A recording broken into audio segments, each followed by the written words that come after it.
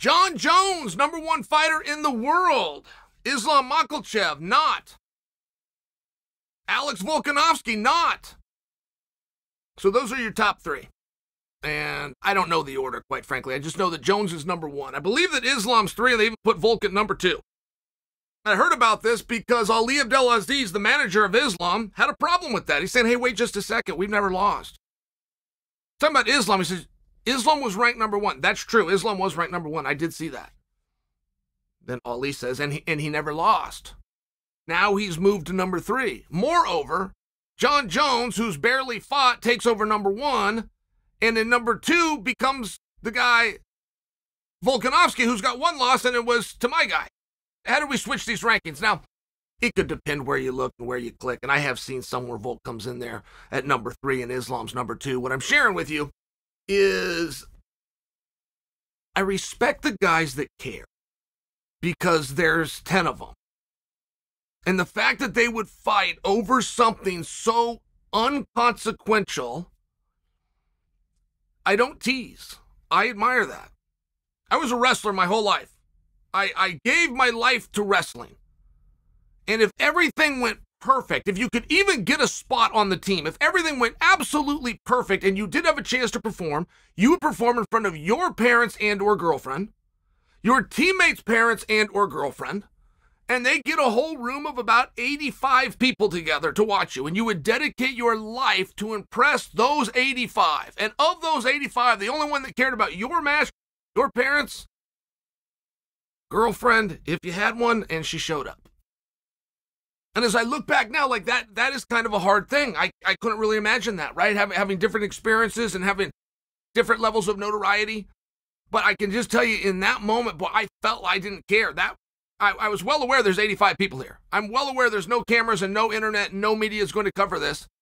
And even our local paper that does come and do it doesn't even take a picture. They just write something that nobody is going to see. I'll dedicate my life to it anyway, no matter the illness, the injury, the times, the sacrifice. For those 85, 3 of which care. So I admire it. I really do admire it. When Jon Jones and Khabib Nurmagomedov got into a public spat over pound-for-pound rankings, Khabib at 29-0 says goodbye to the sport. Undefeated world champion, most dominant combat athlete ever.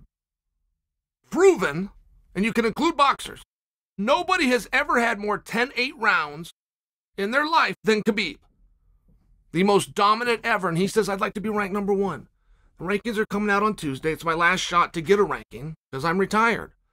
But on Tuesday, I would like to be #1 pound for pound, and I am. I am the best. Jon Jones came out and he told him, hey, great job and great career. That was John's spot. Hey, great job, great career, but this is not how you do it.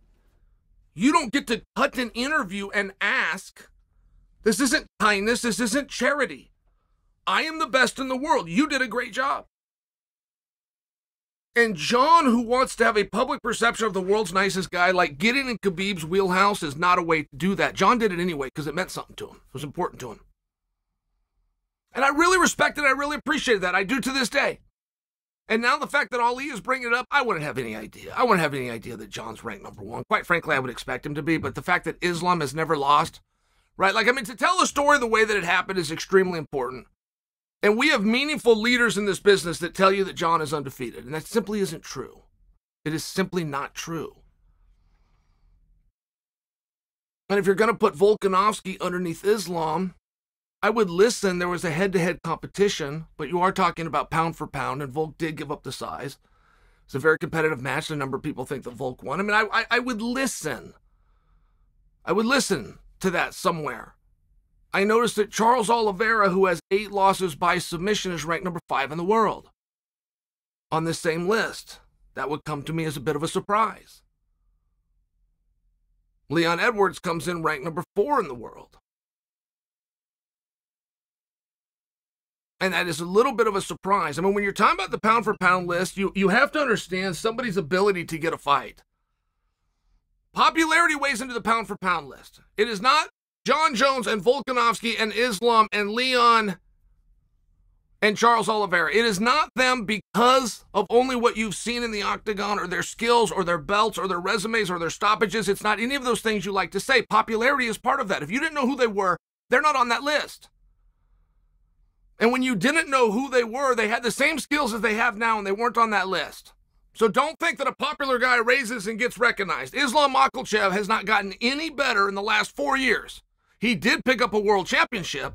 He did finally get off of main card status and make it to the main event, but he is not one bit better skill-wise now than he was 4 years ago, and I only offer that to prove my point. You have to have a level of popularity.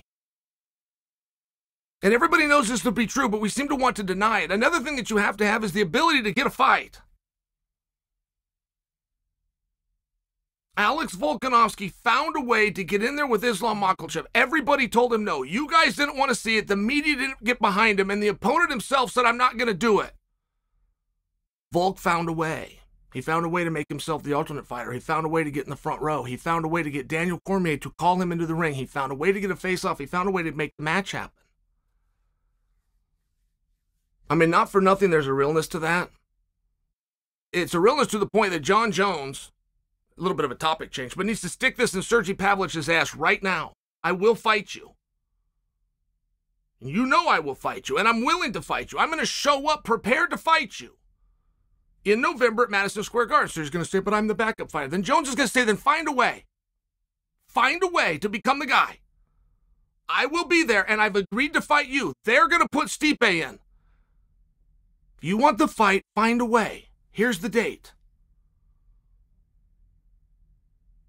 And I bring this to some of your attention because Jon Jones, without ever taking a punch, surpassed Islam and Volkanovski. Jon Jones has never been punched at heavyweight. He's never been kicked at heavyweight. He's never been taken down at heavyweight. And he surpassed everybody. He sat out 3 years and surpassed everybody. And allegedly is going to fight later this year and so on and so forth. But your popularity matters, your skill matters, and your ability to get a fight matters. Jon, who sat on a shelf for 3 years, has yet to take a punch, took the headlining spot at the Mecca, which is Madison Square Garden, which every fighter on the roster dreams of performing at, and dreams of being the main event. The guy that got the main event hadn't even taken a punch. Jon gets credit for that. I don't tease him for that. And he needs to make that real clear to Sergey. Our fight, our business, you and me, is November at the Garden. I'll be there, prepared to fight you. You find a way on the docket, or sit down and shut up.